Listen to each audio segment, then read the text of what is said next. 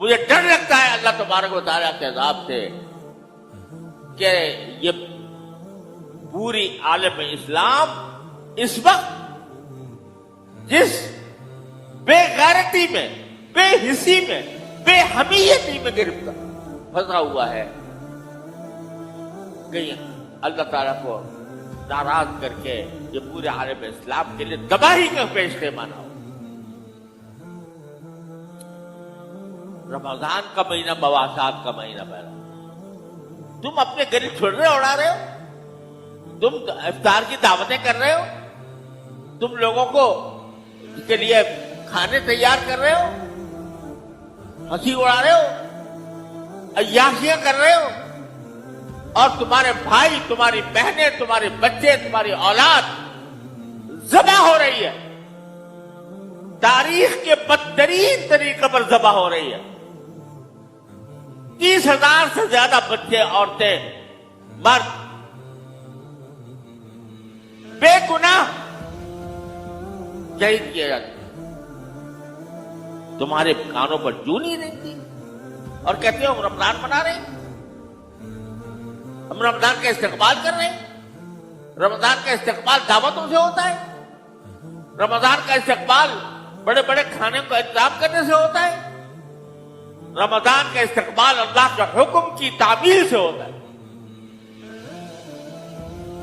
کیا کیا تم نے اس رمضان کے اندر اپنے فلسطینی بھائیوں بہنوں کے لیے؟ کسی نے، ہر شخص اپنے منہ میں ڈال، اپنے گریبانوں میں ڈال کر سوچے کیا کیا ان کی مدد کے لیے؟ کوئی ایک پیسہ تم نے خرچ کیا؟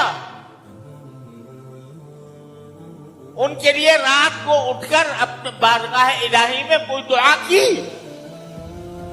یہ تو کم از کم تمہارے اختیار میں تھا۔ اے عام مسلمان، تیرے ہاتھ میں حکومت نہیں تھی، تیرے ہاتھ میں فوج نہیں تھی، تیرے ہاتھ میں طاقت نہیں تھی، لیکن تو اللہ سے تو مانگ سکتا تھا۔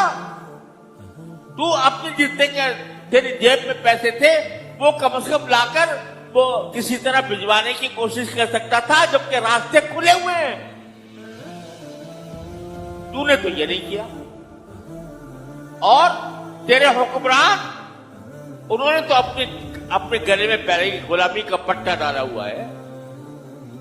تو نے کبھی ان سے بھی یہ کہنے کی جرات نہ کی کہ ہم غلام رہنا نہیں چاہتے، اور ان کو متوجہ کرتے کہ تم یہ فلسطین کے بارے میں کیا کر رہے ہیں۔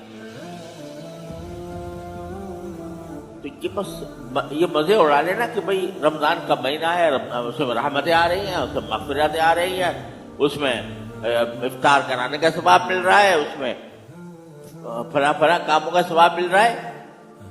ارے ڈرو اس بات سے کہ کہیں اللہ تعالیٰ کا عذاب نہ آ جائے ہمارے اوپر، جس بے حسی اور بے غیرتی کا ہم اس رمضان کے اندر مظاہرہ کر رہے ہیں فلسطینی بھائیوں کے خلاف۔ تو میرے بھائیوں، حکمرانوں کا جو کام تھا وہ اپنی سیاستوں میں، اپنی کرسیوں میں، اپنے مسائل میں، وہ ان کا سارا سوچ فکر کا محور وہ اپنی سیاست، ان کو پتہ نہیں، پتہ ہونے کے باوجود یوں نہیں رینگ رہی ان کے اوپر۔ تو آخر عوام ہی ہوتے تھے جو اپنی حکومتوں کو آمادہ کرتے ہیں، عوام ہی کھڑے ہوتے ہیں، اپنی حکومتوں سے مطالبہ کرتے ہیں کہ بھئی تم یہ کام کیوں نہیں کرتے؟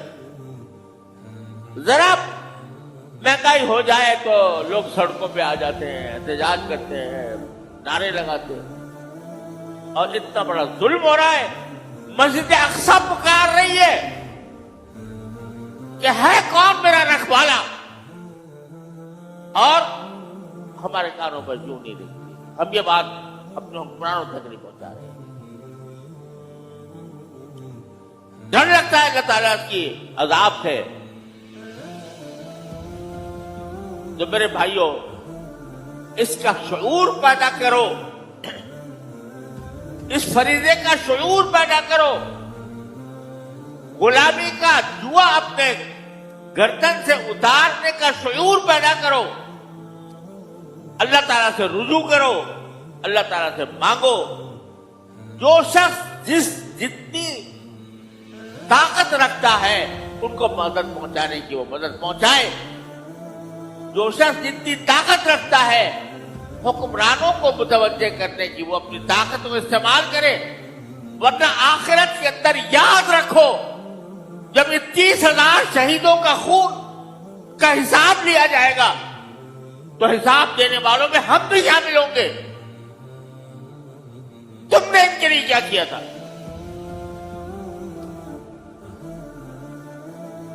اتنا نہیں ہو سکتا تم سے کہ تم ایک دن کی آمدنی کا 1 روپیہ تم ان کے واسطے مخصوص کر دو اور اپنی آمدنی میں سے کچھ حصہ اپنے مظلوم بہن بھائیوں کے لیے پہنچانے کا انتظام کرو۔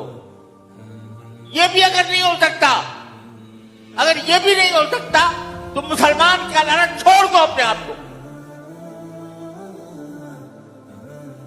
اگر اتنی غیرت تمہارے اندر موجود نہیں ہے تو یہ اللہ تبارک و تعالیٰ کے کرم کا مہینہ ہے۔ اگر اب تک غلطی کوتاہی ہوئی ہے معافی مانگے، توبہ کریں اللہ تبارک و تعالیٰ کے بارگاہ میں، اور آئندہ کے لیے عزم کریں ان باتوں کا جو میں کہہ رہا ہوں۔ اللہ تعالیٰ اپنے فضل و کرم سے رحمت سے ہم سب کو صحیح فہم عطا فرمائے اور اس کے مطابق صحیح طریقے کے مطابق عمل کی توفیق عطا فرمائے۔ وآخر دعوانا